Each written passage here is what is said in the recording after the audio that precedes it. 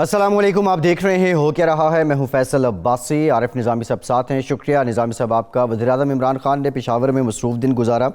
اس موقع پہ جہاں انہوں نے بہت سے بیانات دیے، یہ کہا کہ اپوزیشن کو مذاکرات کی کوئی پیشکش نہیں کی، اس کے ساتھ ساتھ یہ بھی کہا کہ مذاکرات کی آڑ میں اپوزیشن NRO مانگ رہی ہوتی ہے، میں چاہوں تو اب بھی ان سے بڑا جلسہ کر سکتا ہوں۔ اور کل جو شبلی فراز صاحب نے بات کی تھی اس کی ایک طرح سے توثیق کی وزیراعظم نے کہ سینٹ کے الیکشن قبل از وقت کروا دیں گے۔ آخر کیا ضرورت پڑ رہی ہے سینٹ کے الیکشن قبل از وقت کروانے کی، اور آئینی اور قانونی طور پہ کتنی گنجائش نکلتی ہے اگر حکومت یہ فیصلہ کرتی ہے؟ بلاول بھٹو زرداری نے بھی یہ کہا ہے کہ اگر استعفے سندھ حکومت کے بھی دینے پڑے تو دیں گے اور جمہوریت کو ملک میں بحال کریں گے۔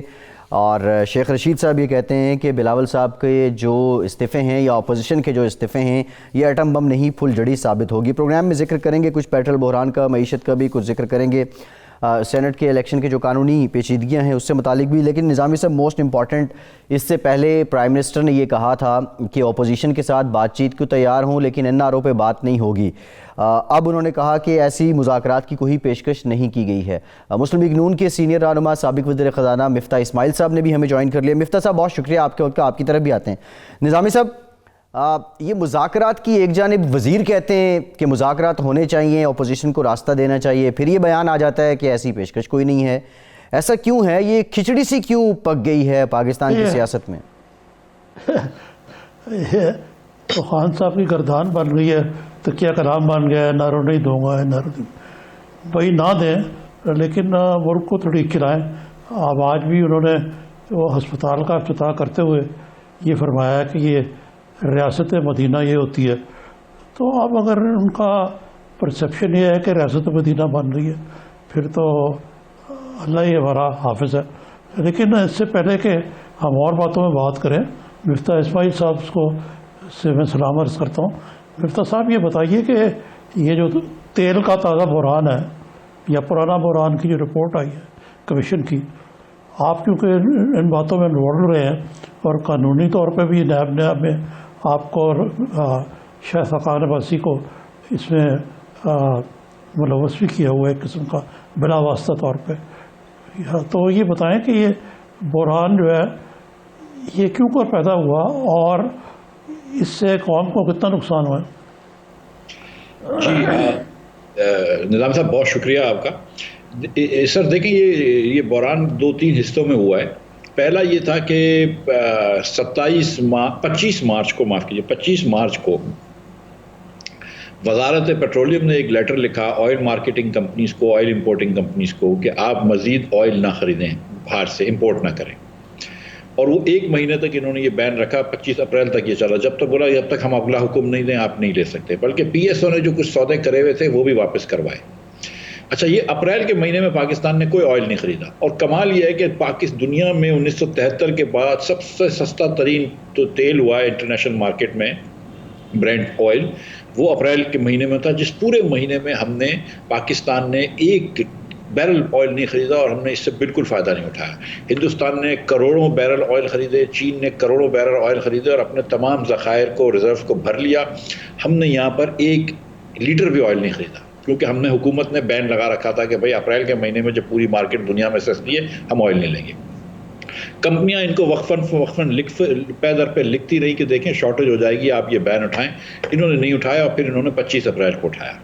اس کے بعد جون کے اندر جو پرائسز ہوئی تھیں وہ مئی کی پرائسز سے ہو گئی تھیں، اور مئی کے بعد کیونکہ مئی کے 7 کو امپورٹ بند ہو گیا تھا پاکستان میں پھر سے، کیونکہ امپورٹ کی ضرورت نہیں تھی اب، تو وہ اور جون میں پرائسز تیزی سے بڑھ رہی تھی، تو جو آئل پڑا ہوا تھا آئل کمپنیوں کے پاس، اس کو اگر وہ جون میں بیچتے تو اتنا نفع نہیں ہوتا، وہ جولائی میں بیچتے تو زیادہ نفع ہوتا۔ تو آئل کمپنیز نے سوچا کہ ہم نہیں بیچتے۔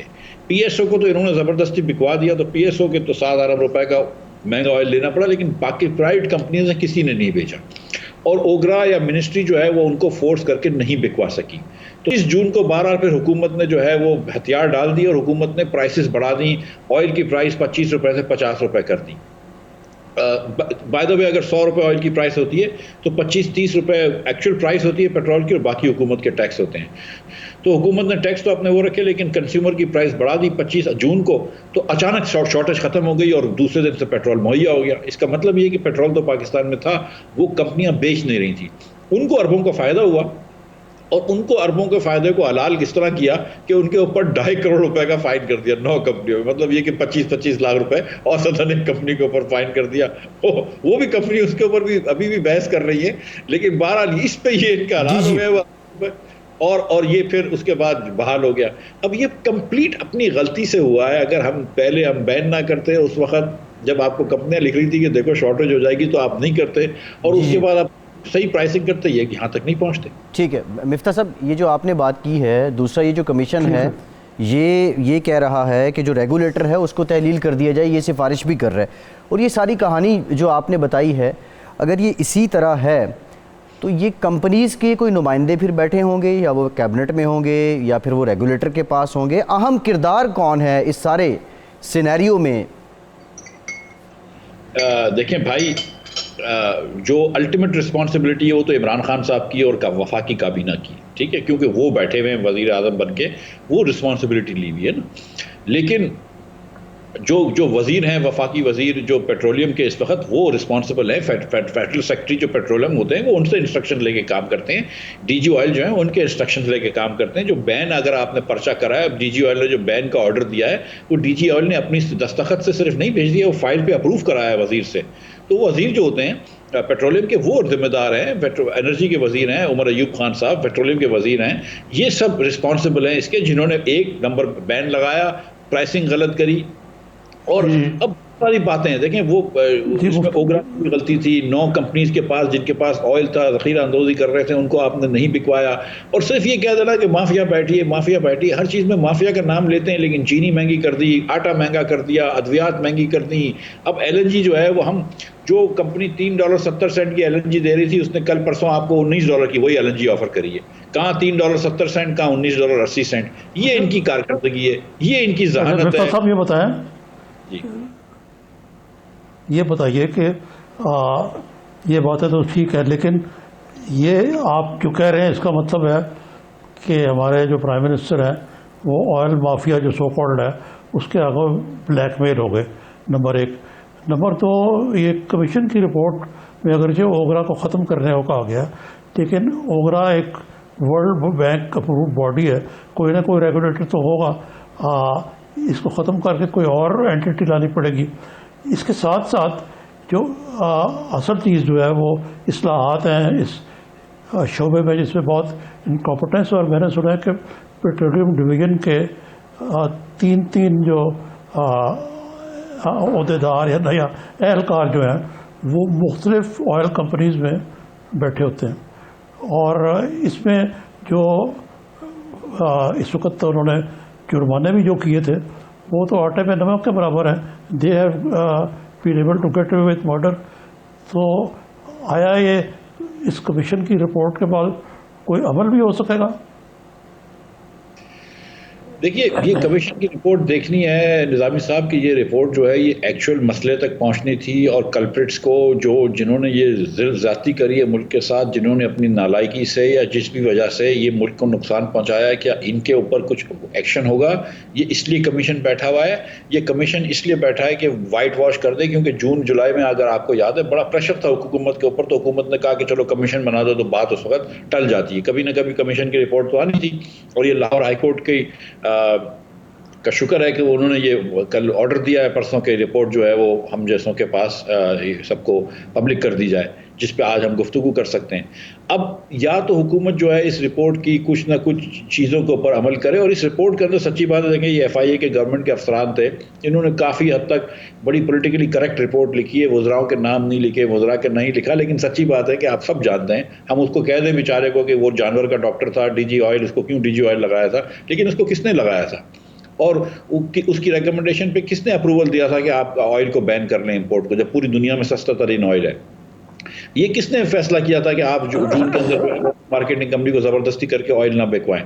یہ بہت ساری غلطیاں ہوئی ہیں جو آبویسلی اوپر لیول پہ ہوئی ہیں. ڈی جی آئل کا کوئی اتنا بیچارے کا لیول نہیں ہوتا ہے, لیکن اگر تو حکومت یہ وائٹ واش کر رہی ہے اور صرف خالی زبانی جمع خرچ کر رہی ہے تو کوئی بات نہیں, لیکن اس کا کچھ نہ کچھ سدباب ہونا چاہیے. نمبر 1 کہ head should roll, people should be transferred, people should be replace, people should be fired. Number 2 اس کے بعد انسٹیٹیوشنل ریفارمز کرنے چاہیے. دیکھیں اتنی ساری کمپنیاں ہیں جو اوگرا نے لائسنس دی ہے, وہ حکومت رپورٹ نے بھی کہا کہ بہت ساری کمپنیوں کو دے دیا. بھائی ان کمپنیز کو کہے نا کہ سٹوریج بنائیں, نہیں تو ہم آپ کا لائسنس ختم کر دیں گے. 6 مہینے آپ کو دیے, 4 مہینے آپ کو دیا, آپ سٹوریج بنائیں نہیں تو لائسنس ختم کر دیں گے. آپ ان کو کہیے اور آپ کام کریں نا اس کے اوپر, اور آپ کہیے کہ بھئی آپ کو جب انہوں یہ کہہ رہے تھے کہ سب کو 20 دن کی سپلائیز رکھنا ضروری ہوتی ہے, جنہوں نے نہیں رکھی آپ ان کا لائسنس کینسل کریں. آپ کیوں نہیں کر رہے؟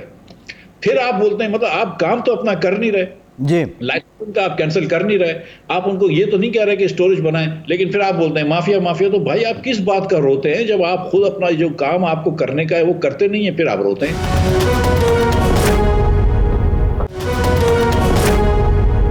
مفتاح صاحب, یہ اس کے اندر ایک یہ چیز ہے کہ کچھ ایسے بھی کردار ہیں جو آپ کی حکومت میں بھی بڑے آگے تھے.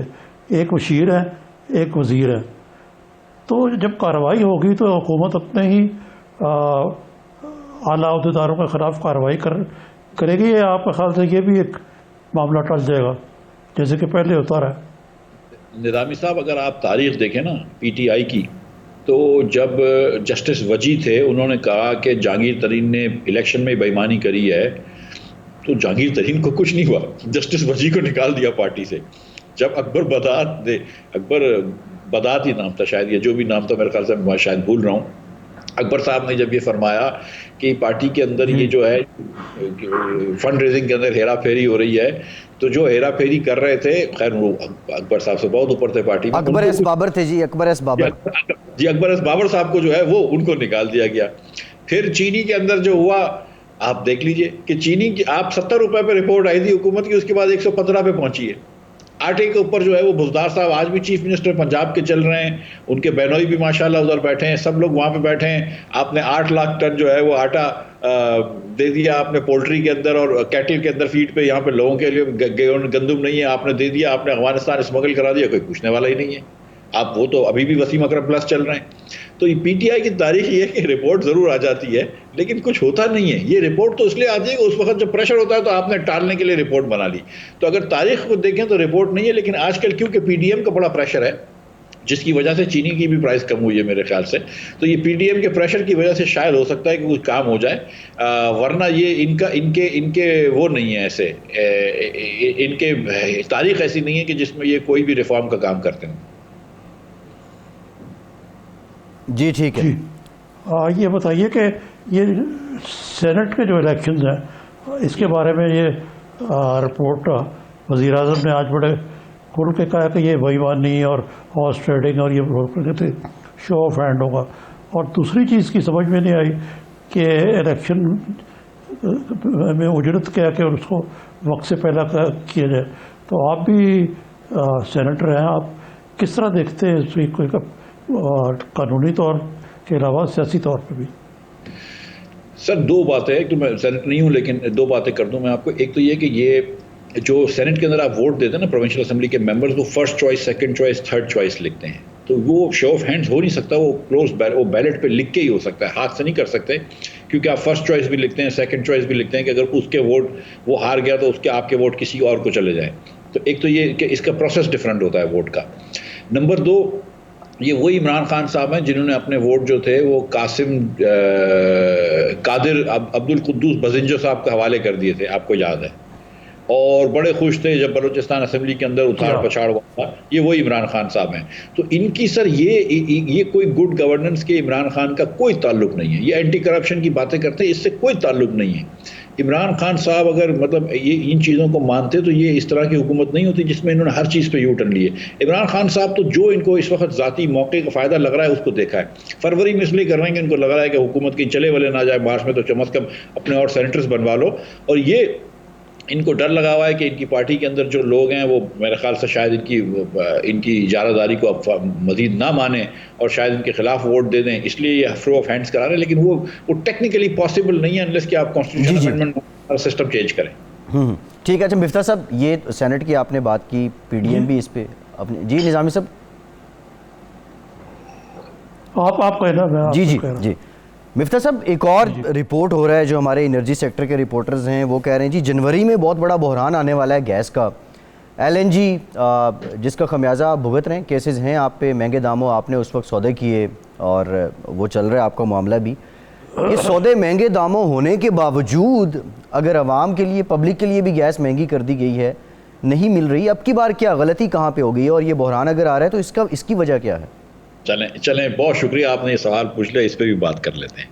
جو ہم نے مہنگے سودے کرے تھے نا بھائی اب تو وہ خیر، اس سودے کے بارے میں اپریل 28 کو ایک کمپنی انٹرنیشنل ٹریفک بیورو، انہوں نے ان کو لکھا کہ جتنے نون کے زمانے کے سودے تھے نا وہ سودے کو ہم فکس کر دیتے ہیں آپ کے لیے، کیونکہ ہم نے تو ویریبل سودے کرے تھے، ایک سلوپ پہ، ایک پرسنٹیج پہ کیا تھا کہ جتنی برانڈ سستی ہوگی اتنا سستا ہو جائے گا، جتنی مہنگی ہوگی مہنگا ہو جائے گا. 13%، 11% یہ برانڈ کا ہوتا تھا.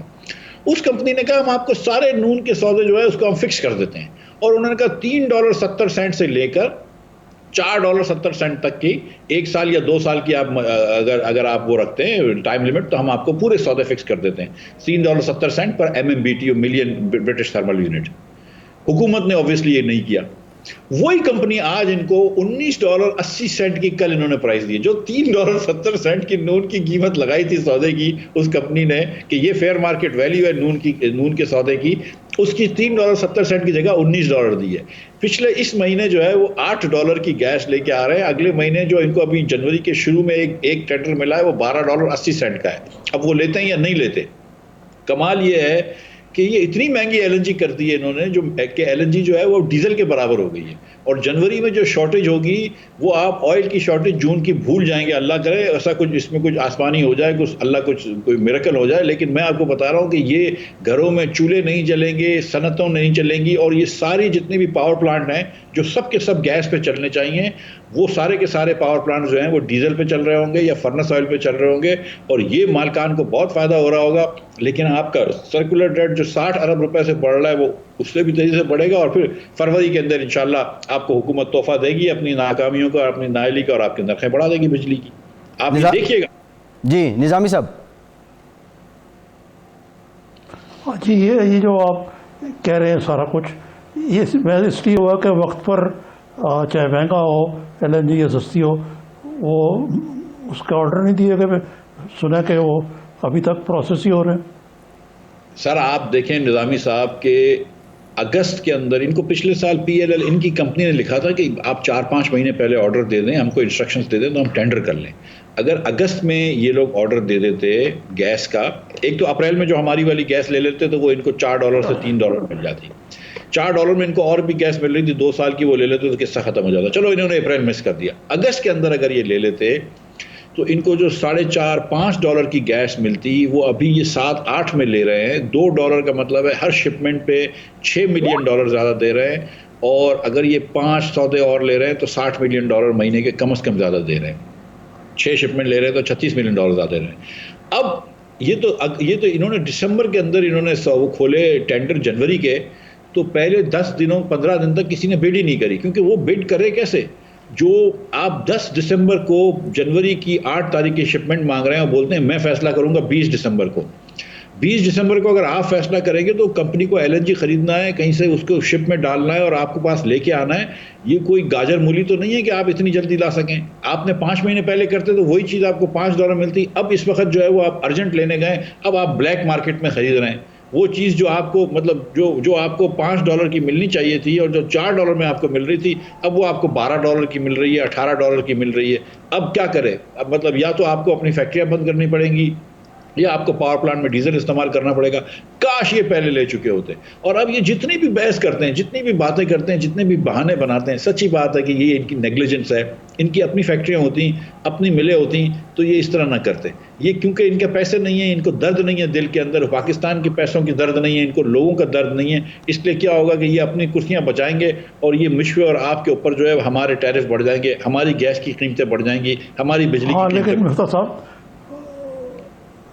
موجودہ حکومت جو ہے وہ آپ پر اور شائستہ خان عباسی صاحب پہ یہی الزام لگاتی ہے کہ آپ نے بین الاقوامی جو ریٹس ہیں ان سے بہت بالا یہ LNG خریدی مہنگی، جس سے قوم کو اربوں روپے کا نقصان ہوا. آج اگر وہ ہم نے LNG نہیں خریدی ہوتی تو آج پاکستان کے اندر لائٹ نہیں ہوتی، پاکستان کے اندر صنعت کا پہیہ نہیں چل رہا ہوتا اگر وہ ٹرمنل نہیں بنے ہوتے. تو جس پہ مجھ کو اور شاید عباسی صاحب کو جیل بھیجا تھا وہ ٹرمنل کے اوپر تھا، ابھی گیس کے اوپر نہیں آئے وہ لوگ.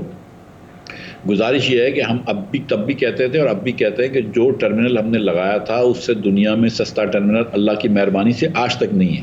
اور اگر نیب ایک ایگزامپل دے دے پوری دنیا میں کہ اس ہم سے زیادہ سستا ٹرمینل ہے تو شاہد عباسی اور میں دونوں جو ہے وہ اپنا جرم کا، حالانکہ جرم کوئی بھی نہیں ہے لیکن پھر بھی ہم جرم کا اقبال کر لیں گے. ایک بات. دوسری بات، جو ہم نے قطر سے گیس لی تھی، جو ہم نے گنور سے گیس لی تھی، جو ہم نے جہاں سے بھی گیس لی تھی ENI سے، وہ گیس ہر وقت اپنے زمانے میں سستی ترین گیس تھی. اور جو ایوریج ہماری گیس کی پرائس ہے وہ آپ دیکھ لیجئے جنوری کا ان کا ٹینڈر دیکھ لیجئے، جنوری کا ان کا ٹینڈر دیکھ لیجئے، دسمبر کا، وہ اس سے کئی زیادہ ہے. اور جو ہماری گیس کی پرائس تھی وہ اگر ان کو ہمارے سودے مہنگے لگ رہے تھے تو ہمارے سودے کو تو کوئی کنورٹ کرنے کے لیے تیار تھا. ایک ٹریفیکورا کمپنی بولتی تھی کہ یہ قطر کا سودا مجھے دے دو، میں مجھ سے تم $4,500 کی گیس لے لو، تو کر لیتے قطر سے سودا. قطر کا سودا بیسکلی تو اس کا مطلب ہے کہ 4.5 کا باندھ سکتے تھے، انہوں نے نہیں باندھا. جی ٹھیک ہے. مفتاح اسماعیل صاحب بہت شکریہ آپ کے وقت کا. ٹرمینل پہ ہیں، دیکھتے ہیں گیس پہ اب کیا ہوتا ہے آپ کے ساتھ. ایک بریک لیتے ہیں اور بریک کے بعد واپس جب آئیں گے تو یہ جو سینٹ کے الیکشن وقت سے پہلے ہو جائیں اس کے لیے آئینی اور قانونی جو تقاضے ہیں اور جو معاملات ہیں وہ کیا ہیں، اس پہ ذرا بات کریں گے. ہمارے ساتھ رہیے.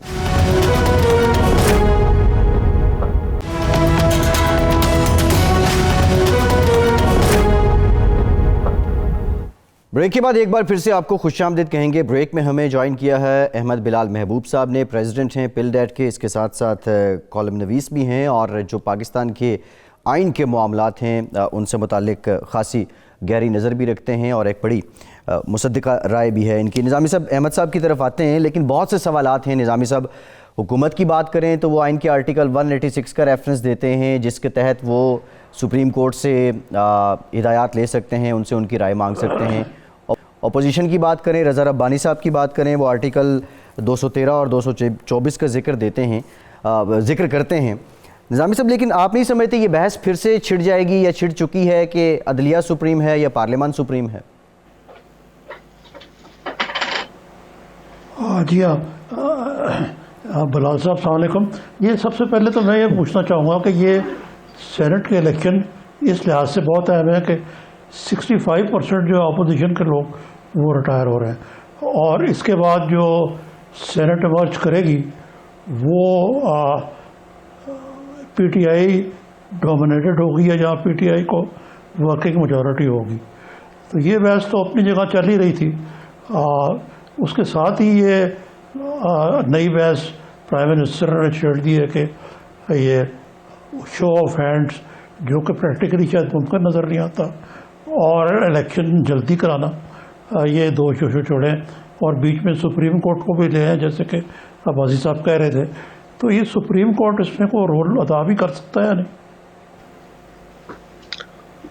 سپریم کورٹ کو چونکہ اب انہوں نے وہ کیا کہتے ہیں وہ ان سے یہ سوال پوچھا ہے تو ایڈوائزری جورسڈکشن میں، تو اب سپریم کورٹ ان کو ایڈوائز تو کرے گی. اب وہ کیا کرے گی ایڈوائز اور کب کرے گی یہ اب سپریم کورٹ کی ثوابدید ہے.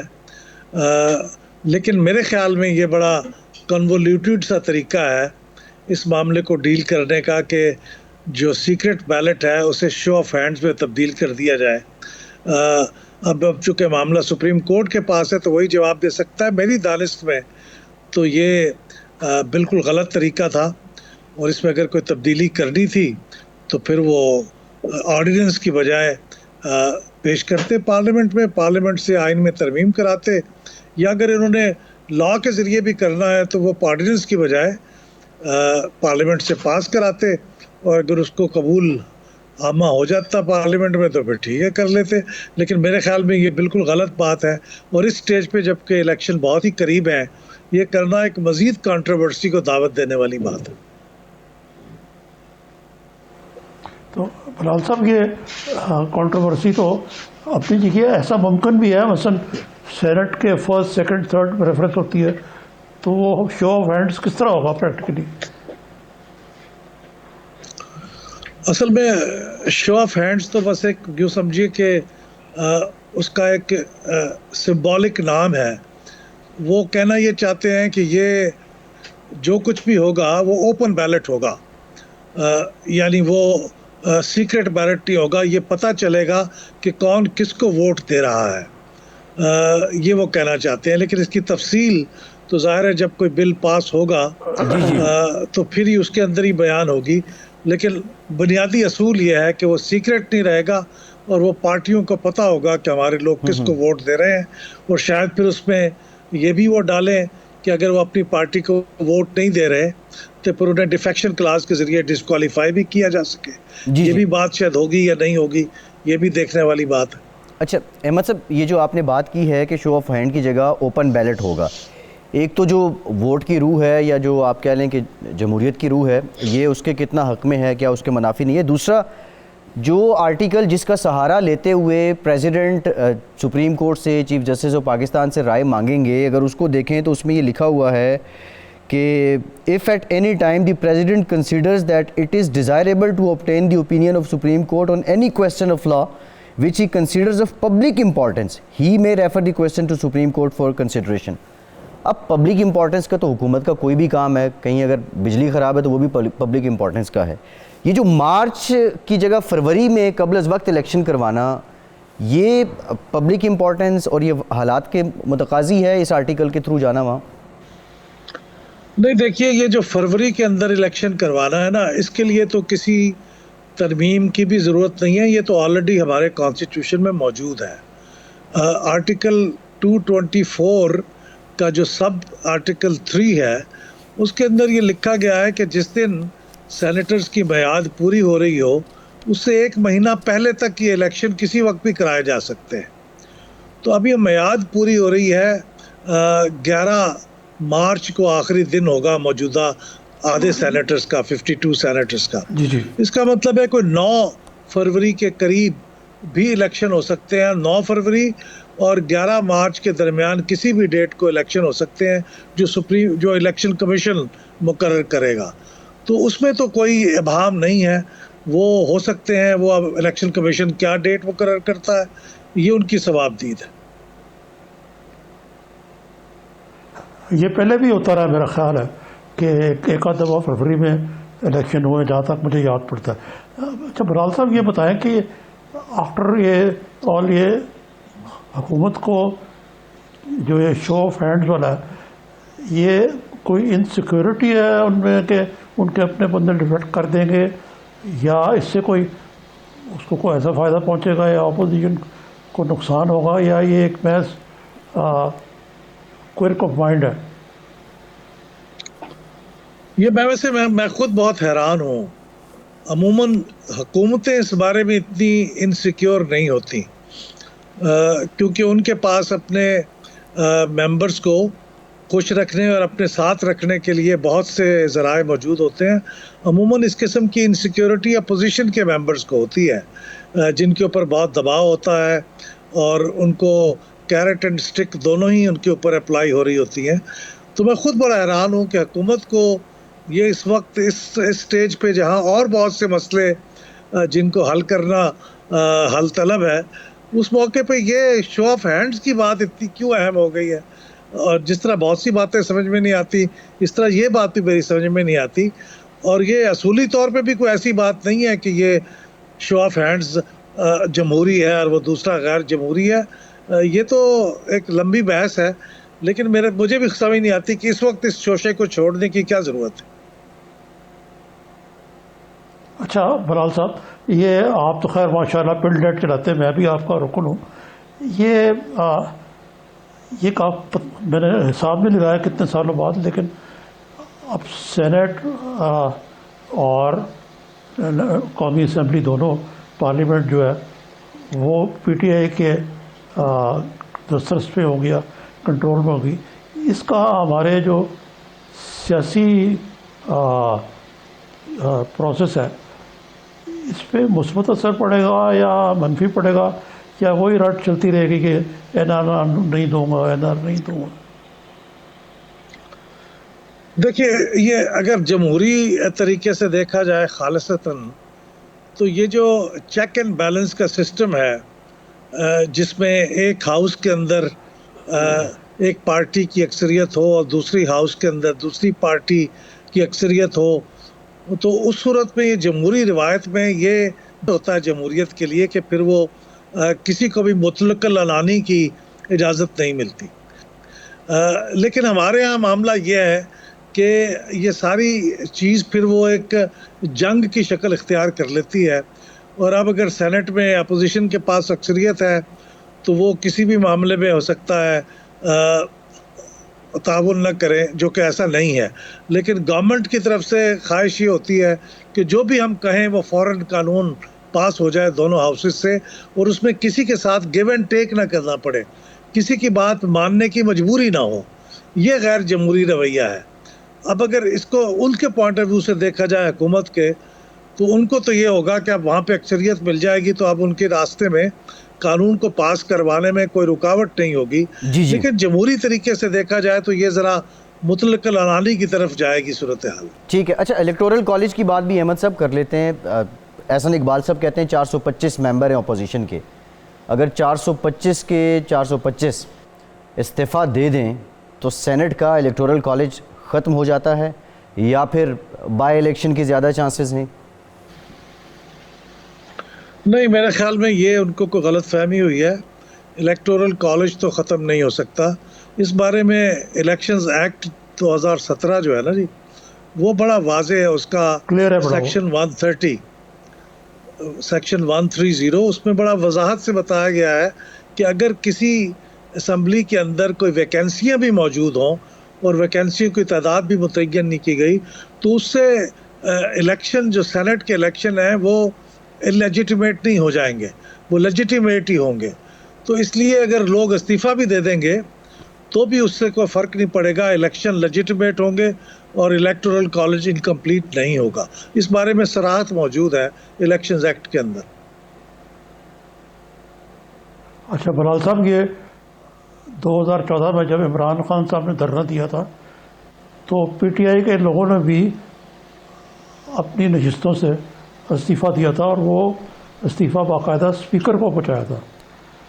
لیکن بعد ازاں جب ایاز صادق صاحب جو اسپیکر تھے نے پی ٹی آئی کے لوگوں کو ایک متعین ٹائم پہ کہا کہ آپ تصدیق کریں کہ یہ آپ ہی کا استعفیٰ ہے, تو کوئی نہیں گیا, اور ماسوائے میرا خیال ہے جاوید آشفی صاحب تھے جو مستعفی ہو گئے تھے.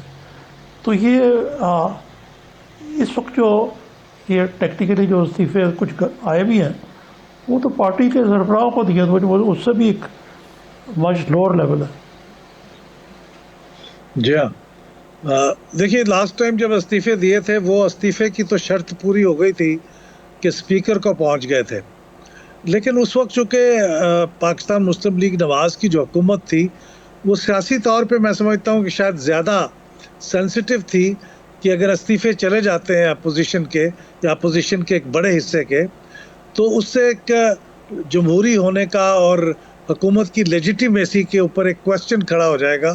تو انہوں نے پھر جان بوجھ کے ان کے استعفوں کو ڈیفر کر دیا, ان سے تصدیق کرنے کے بہانے اس کو ٹالتے رہے, حتیٰ کہ انہوں نے وہ واپس لے لیے. تو وہ تو ان کا انیشیٹو تھا گورنمنٹ کا اور اسپیکر کا. لیکن اس کیس میں آپ صحیح کہہ رہے ہیں کہ یہ جو استعفے دیے گئے ہیں ان کی تو کوئی حیثیت نہیں ہے, یہ تو ایک بس کاغذ کا پرزہ ہے. جب تک کہ اسپیکر کے پاس نہ پہنچ جائے اور اسپیکر صاحب اپنا اطمینان نہ کر لیں, اور وہ اطمینان ان کی اپنی مرضی جس طرح مرضی کریں, وہ چاہیں تو فوراً اسے قبول کر لیں کہ یہ میں مطمئن ہوں, اس وقت تک یہ استعفوں کی کوئی حیثیت نہیں ہے. تو آپ ٹھیک کہتے ہیں, یہ ابھی تک محفوظ ہے. یا اگر چاہیں تو اکٹھے ہی پھر ان بلاک جو اکٹھے ہو جائیں گے وہ استعفے پھر پیش کر دیں گے اسپیکر کو, اور پھر اس وقت فیصلہ ہوگا. لیکن میرا خیال یہ ہے کہ شاید اس کی نوبت نہ ہی آئے. ہاں جی بلال صاحب, آپ کا تجزیہ کیا ہے کہ یہ جو اس وقت پی ڈی ایم کی تحریک ہے یہ کس سٹیج پہ جا کے ختم ہوگی, یا ختم نہیں ہوگی, ایسے ہی چلتی رہے گی؟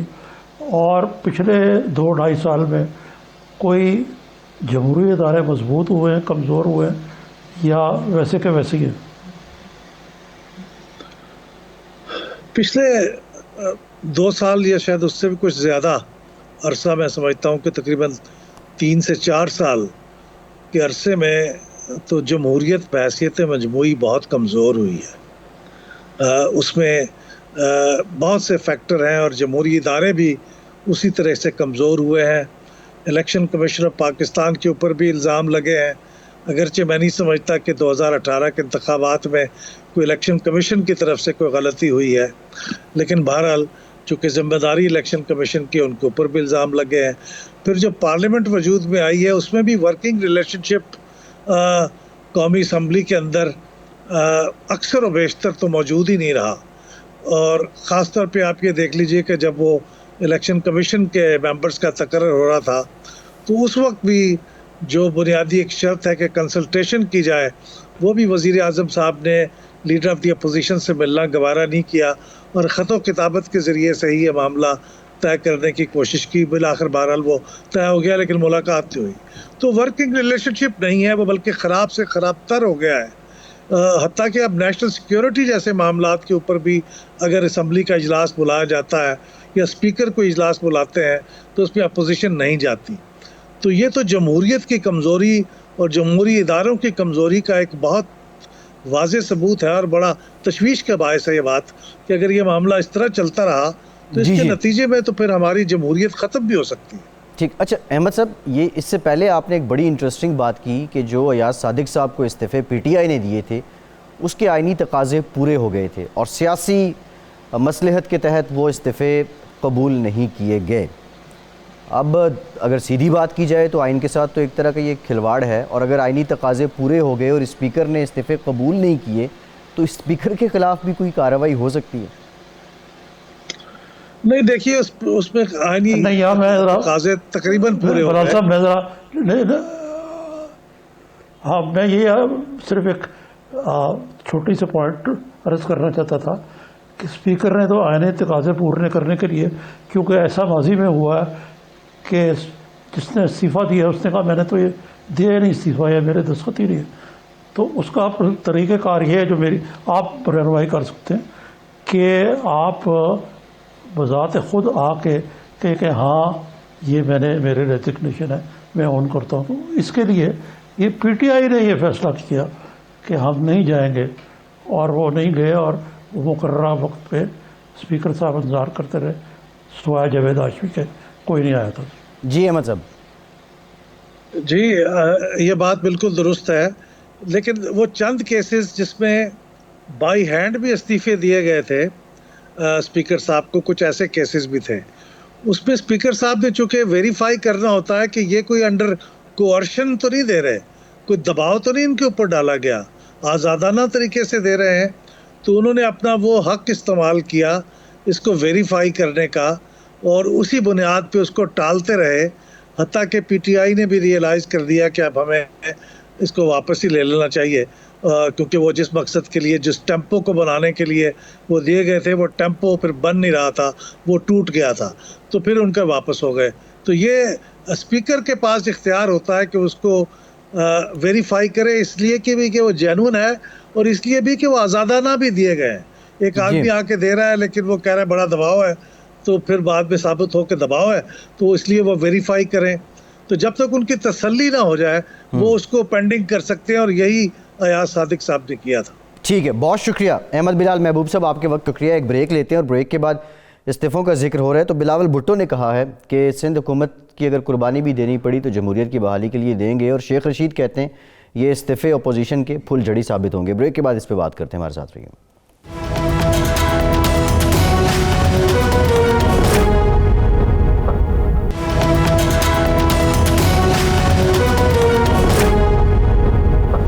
بریک کے بعد ایک بار پھر سے آپ کو خوش آمدید کہیں گے. نظامی صاحب، جو ابھی تک کا ماحول ہے اس میں اپوزیشن تو کہہ رہی ہے بھائی دیں گے استعفے، ہر صورت دیں گے. شیخ رشید، بلاول صاحب نے کل کہا ہمارے استعفے ایٹم بم ثابت ہوں گے حکومت کے لیے. شیخ رشید صاحب نے کہا یہ پھل جڑی کے سوا کچھ بھی نہیں ہے، اسلام آباد آنا ہے ابھی آ جائیں. یہ جو اعتماد ہے وزیر داخلہ کا اور ایون حکومت کا بھی، آج پرائم منسٹر نے بھی کہا کہ مجھ پہ کسی قسم کا کوئی دباؤ نہیں ہے، یہ واقعی اعتماد ہے، یہ صرف دکھایا جا رہا ہے؟ جی نہیں، روایتی طور پر جو حکومتیں ہوتی ہیں وہ کانفیڈنٹ ہی ہوتی ہیں اپنے اچھے دور میں، اور یہ تحریک کے باوجود پاکستان ڈیموکریٹک موومنٹ کی یہ اچھا دور ہی ہے ان کے لیے. تو ان کو ایٹم بم بھی پھول جڑی نظر آتا ہے، اگرچہ ایٹم بم کوئی پیدا نہیں کیا ابھی تک پی ڈی ایم نے، اور پی ڈی ایم بھی شتر بے بہار ہے، کوئی آئندے کا رستہ ان کو نظر نہیں آ رہا. لیکن شیخ رشید بھی فکرے گھڑنے کے تو ماہر ہیں. انہوں نے بطور وزارت داخلہ مذاکرات کی بھی دعوت دی ہے اپوزیشن کو. تو یہ تو سیاسی بیان بازی ہے پھلجڑی ہو یا کو. لیکن جو استعفے ہیں ابھی تک وہ اتنے کوئی امپیکٹ پیدا نہیں کر سکے, کیونکہ آگے پیچھے والا ہی معاملہ ہوتا ہے. مثلا اگر لاہور کا جلسہ جو ہے وہ متنوع جو تھا استعفوں پہ, یا اس سے پہلے کو ہوم ورک کیا ہوتا تو بات بنتی. اور اپوزیشن کے سارے ارکان جو ہیں وہ کسی صورت بھی استعفیٰ نہیں دیں گے. بہت سارے لوگ اپنا آئندہ کا جو مستقبل ہے اس کی فکر کریں گے سیاسی. جی اچھا نظامی صاحب, اگر اپوزیشن کے لانگ مارچ کی پلاننگ کی بات کریں تو جو سر دست ہیں وہ دو بڑی جماعتوں پہ منحصر ہے ساری پبلک اسٹرینتھ کی. لانگ مارچ میں لوگ کتنے آئیں گے؟ مسلم لیگ نون ہے پنجاب سے, اور کے پی کے سے مولانا فضل الرحمان ہے. کے پی کے سے اسلام آباد کی رسائی قدرے آسان ہے, لاہور سے پنجاب سے سفر بھی تھوڑا لمبا ہے. تو یہ لانگ مارچ کوئی اتنا جاندار ان کا ہوگا کہ یہ اسلام آباد میں پڑاؤ ڈال کے اپنے مطالبات منوا سکیں, حکومت پہ اتنا دباؤ آ جائے کہ خان صاحب جو آج کہہ رہے ہیں مذاکرات نہیں ہوں گے اور غیر مشروط مذاکرات ہو جائیں؟ میرا نہیں خیال کہ ایسی صورتحال کم از کم آئندہ فروری تک بھی بنتی ہوئی کو مجھے نظر نہیں آتی. اور ابھی یہ جو سینٹ کے الیکشن آنے ہیں اس میں بھی لوگ بزی ہو جائیں گے. تو یہ ساری چیزیں دیکھیں تو میرا خیال ہے خان جتنا زور مار سکتے تھے مولانا فضل الرحمان انہوں نے مار لیا. اب یہ اور عوامل ہیں حکومت کی جو ڈس گورننس ہے اور بے تدبیریاں ہیں اور نالائکیاں ہیں, اس کی وجہ سے کوئی چینج آف ہارٹ ہو جائے. اس وقت تو ساری جو لیورز ہیں پاور کے وہ عمران خان صاحب کے کنٹرول میں. سب سے بڑا جو لیور ہے وہ یہ ہے کہ عمران خان صاحب اس بات فخر کرتے ہیں کہ ان کے اور پاک فوج کے قیادت کے بڑے مثالی تعلقات ہیں. یہ بھی ایک بہت بڑا فیکٹر ہے کہ ساری جو سورس آف ٹینشن ہے وہ وہیں سے شروع ہوتی ہے, جو محاذرائی شروع ہوتی ہے. سویلین لیڈر کوشش کرتے ہیں کہ وہ غلبہ حاصل کریں آرم فورسز پہ, کیونکہ ہم کمانڈر چیف کیا کہتے ہیں سپریم کمانڈر تو ہم ہیں, اور ہوتا لیکن اس کے الٹ ہے. اور اس کھینچا تانی میں اکثر حکومتیں چلا جاتی ہیں. تو یہاں اس قسم کی کوئی صورتحال نہیں نظر آتی. اسمبلی کے اندر ان کی میجورٹی کم ہونے کی بجائے سینٹ کے بعد پارلیمنٹ میں بھی ان کی میجورٹی ہو جائے گی. تو اس صورتحال میں کہا جائے کہ جی بس آج گئے کل گئے, یہ شیخ رشید سے اتفاق کرنا پڑتا ہے. جی کہ وہ 5 سال پورے کریں, خان صاحب 5 سال پورے نہیں ہے کریں. کہ اپنی ٹرم پورے کریں. اچھا نظامی صاحب, جو پہلے تو یہ ابہام تھا کہ اب 13 دسمبر کا جلسہ ہو گیا ہے, فروری میں جا کے لانگ مارچ کی باتیں, تو ان دا مین وائل یہ پی ڈی ایم کیا کرے گی؟ اب پیپلز پارٹی نے اپنا کچھ پلان جاری کیا ہے جس میں بے نظیر بھٹو شہید کی برسی کے موقع پہ 27 دسمبر کا گڑی خدا بخش کا جلسہ بھی ہے, کچھ ریلیاں بھی ہیں. مریم نواز صاحبہ کو بھی باقاعدہ طور پہ بلاول بھٹو صاحب نے فون کر کے دعوت دی ہے کہ آپ اس جلسے میں شرکت کریں, اور یہ پیپلز پارٹی کے جلسے بھی ایک طرح سے پی ڈی ایم کے جلسے ہی ہوں گے. اب یہ پیپلز پارٹی کا متحرک ہو جانا اور یہ جلسے جلوس جاری رکھنا, یہ کیا اسی جو پریشر بنانے کی کوشش کی جا رہی ہے اس مومنٹم کوئی جاری رکھنا ہے, یا پھر یہ بھی ایک رسمی کارروائی ہوگی اور جلسے ہونے کے بعد جو ہے پھر کوئی نہیں؟ جی پہلے تو آپ اپنی تصحیح فرما لیں. جی یہ جو 27 فروری والا جو دسمبر والا 27 دسمبر جو محترمہ کے میں کئی دفعہ خود بھی میں نے وہاں کیا ہوں میں, اور وہ خالصتاً پیپلز پارٹی کا شو ہوتا ہے اور پورا امٹ گیا ہوتا ہے سندھ جو ہے وہاں پہ پیپلز پارٹی کا. تو یہ کہنا کہ جی یہ پی ڈی ایم کا شو ہوگا, یہ کوئی میرے خیال سے واقعاتی طور پہ درست ہی ہے. جی ٹھیک. بہرحال یہ تو ان کو دعوت دی ہے, مریم چلی جائیں یہ خبر ہوگی بہت بڑی کہ وہ جو ایک دوسرے کی ضد ہے ایک ہی اسٹیج پہ شیئر کر رہے ہیں, اور اس کے اچھے مثبت اثرات ہوں گے فار دی اپوزیشن. جی ٹھیک ہے. اچھا نظامی صاحب، اگین جو دیگر تقاضے ہیں اگر ہم دیکھیں، موسم کی بھی شدت ہے، شیخ صاحب بھی اس کا بار بار ذکر کرتے ہیں. ایک اور بات انہوں نے کی ہے، انہوں نے کہا بلاول کل شہباز شریف کو مل کے آئیں اور شہباز شریف نے کوئی بہتر بات کی ہوگی، اور وہ شہباز شریف صاحب کو اپنا دوست بھی اکثر کہتے ہیں کیونکہ وہ کہتے ہیں کہ ان کی اور شہباز شریف کی لائن ایک ہی ہے. اس پہ ہم نے بہت بات بھی کی ہے، لیکن شیخ صاحب کا یہ کہنا، اب شہباز صاحب وہاں پہ ہیں، کچھ شہباز صاحب کے کچھ معاملات چل رہے ہیں اس پی ڈی ایم کی جو ساری بحاظر آئی ہے، یہ جو مزاحمت ہے اس کو کول ڈاؤن کرنے کے لیے. دیکھیں جی، شیخ صاحب جو ہیں بڑے زیرک سیاستدان ہیں، مقرر بھی ہیں، بہت کچھ ہے، اسٹریٹجسٹ بھی ہوں گے، لیکن وہ شہباز شریف کی ترجمانی کس طرح کر سکتے ہیں؟ ایک فریق تو ہے ہی نہیں یہاں. بلاول صاحب نے اس بارے میں کچھ کہا نہیں، تو ہم کس طرح یہ خود ہی اندازہ کر رہے ہیں کہ انہوں نے کیا مشورے دیے، کیا بات ہوئی، کیا طے ہوا. ضرور بات ہوئی ہوگی، خالی افسوس کرنے کے علاوہ اور بات تو کی ہوگی انہوں نے ضرور کوئی، لیکن اس بارے میں حتمی رائے دینا ممکن نہیں ہے. شیخ صاحب یہ کہہ رہے ہیں، لیکن سب سے اس سے زیادہ اہم بات ہے جو بلاول نے کہی ہے کہ ہم قربانی دینے کو تیار ہیں سندھ کی. جی یہ بات اس لیے کہی ہے کہ یہ کرٹیسزم ہو رہا ہے کہ جی یہ بلاول جو ہے یہ اور زرداری صاحب سنسیئر نہیں ہیں کیونکہ ان کی اپنی حکومت ہے، یہ کیوں کر استعفے دیں گے، یہ اس کا جواب ہے. اچھا نظامی صاحب، آج اپنے کالم میں بھی آپ نے ذکر کیا، اور کچھ ہو نہ ہو مولانا کو ایک کریڈٹ جاتا ہے کہ اپوزیشن کو متحد کر دیا ہے. یہ اتحاد بہت سے طریقے بھی اپنائے گئے کہ کسی طرح یہ علیحدہ علیحدہ ہوں، کچھ دراڑ پڑے، لیکن یہ یوں ایسے محسوس ہو رہا ہے کہ وقت گزرتا جوں جا رہا ہے تو یہ پائیدار ہوتا جا رہا ہے اتحاد. تو یہ کیا واقعی پائیدار رہے گا؟ بنیادی طور پہ یہ ہے کہ لیکن اس وقت صورتحال یہ ہے نا کہ کوئی سیاست تو کھیلی نہیں جا رہی ہے ایسی. عمران خان صاحب تو اپوزیشن کو منہ لگانے کو تیار نہیں ہے. وہ آج بھی انہوں نے کہا ہے ہاں جی مذاکرات کے لیے تیار ہیں. ان کی مراد ہوتی ہے کہ ہمارے وزیر اور ان کے وزیر بیٹھ جائیں. مذاکرات وہ ہوتے ہیں جن کو آپ سمٹ کہتے ہیں کہ بھئی ایک طرف کوئی یہاں بیٹھی ہو اپوزیشن کی عادت، دوسری طرف ان کی ہو، کو بیٹھ کے بات چیت ہو سسٹینٹیو ایشو سے، تو وہ تو ہو نہیں پا رہی. تو ٹھیک ہے نظامی صاحب، پروگرام کا وقت ختم ہو گیا ہے، بہت شکریہ. آج کے پروگرام سے اتنا ہی.